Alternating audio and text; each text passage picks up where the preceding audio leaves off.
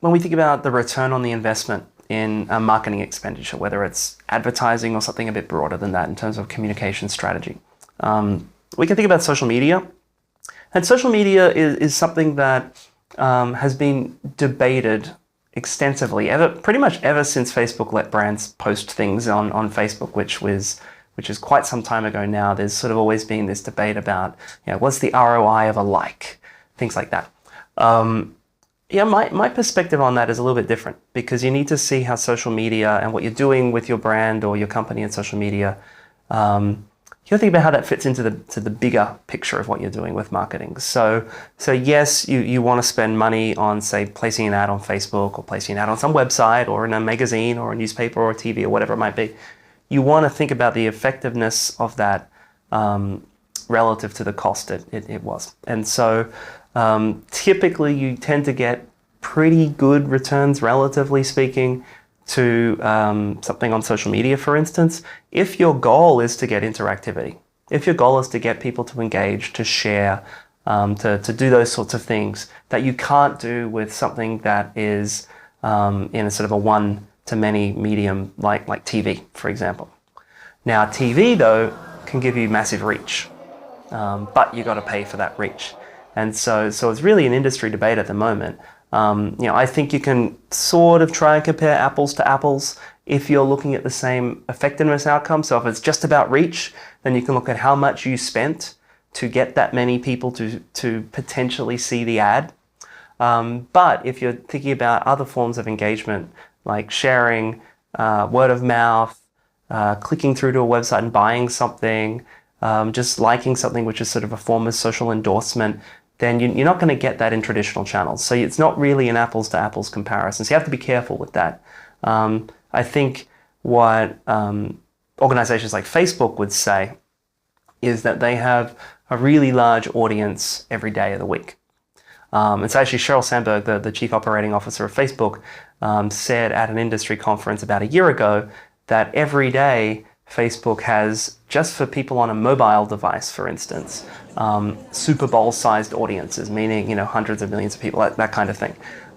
Whereas on TV, say in the United States, you get that once a year, or, only every so often with these typically massive sporting events that are broadcast live.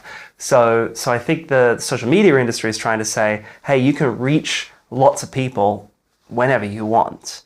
You don't just have to wait for it the way you would traditional media. But I think from the cost standpoint, the cost of reaching someone typically is low on social media compared to, say, TV, radio, print, and so on. But that's not necessarily factoring into the cost of producing that content.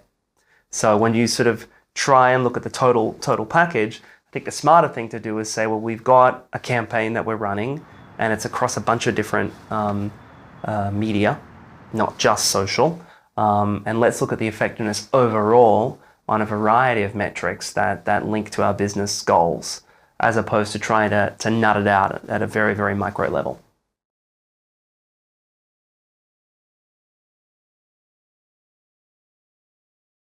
So I think the rise of social media has gotten marketers thinking about how they can innovate across a whole host of forms of advertising and communications. So I think if you think about what social media got that, say, TV doesn't have, is this interactivity.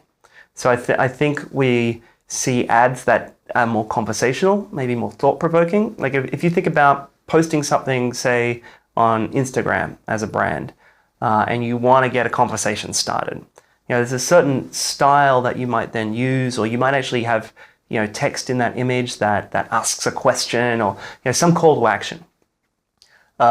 I think we see that now, that style, also in other forms of advertising, because they realize that there's a way to prompt conversations. Sure, you can have that dialogue back and forth with customers in social, and you can see it happening, but you could do that with traditional media as well. You're just not going to see the answers. But getting people talking about your brand is probably a good thing. Talking favorably about your brand is probably a good thing. So I think there's this sort of notion of taking some of those elements of social, which are really about conversations, and prompting conversations, and putting them into sort of non-social formats. So I think we're seeing that I think the other thing that we see in sort of how these things, sort of how social's influencing traditional, is actually sort of a bigger picture aspect in terms of making sure all of it fits together. So I think when you think about your media mix, for instance, as a marketer or a media planner or a media buyer or strategist, you're thinking about how not these channels in silos anymore. You're thinking about how they can operate together, sort of synergistically, really, to support each other. So maybe you run a TV ad that is thought-provoking, or maybe even a little bit edgy, controversial, and that drives people to go and talk about it on social media.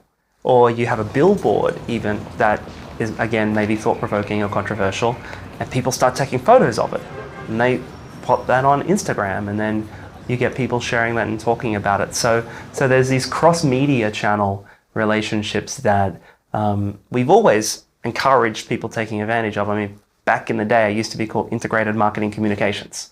But now there's just more touch points and more channels that you can add to that integrated mix.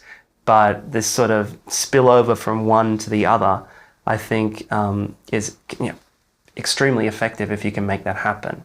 And it can go from traditional to social from traditional, both ways, back and forth over time.